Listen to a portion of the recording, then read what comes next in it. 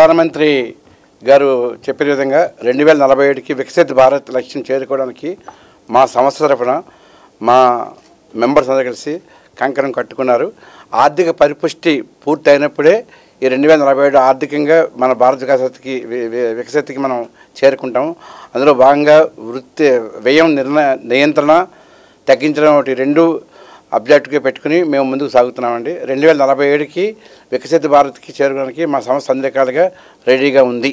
Of the countries were freed by the then United Kingdom after the World War II in late 40s, and look at their progress. If we compare the progress of, I am not referring to many countries, but if we compare with the India versus Japan, India versus Israel, then we will find that Israel and Japan have crossed this barrier of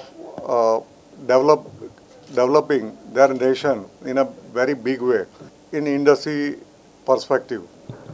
If you look at the fundamental reason that the cost of their products were properly managed, I would say they could optimize their resources and cost, and based on that this happened.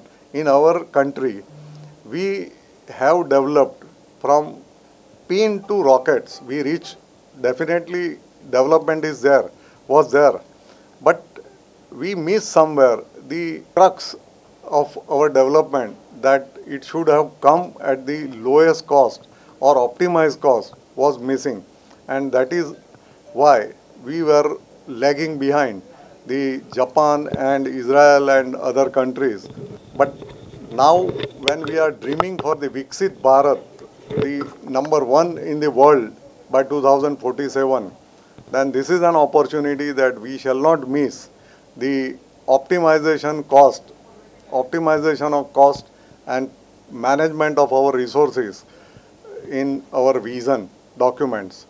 And I am sure with this, keeping this in mind, our country and will galore with the efforts of everybody, and particularly our support for cost management.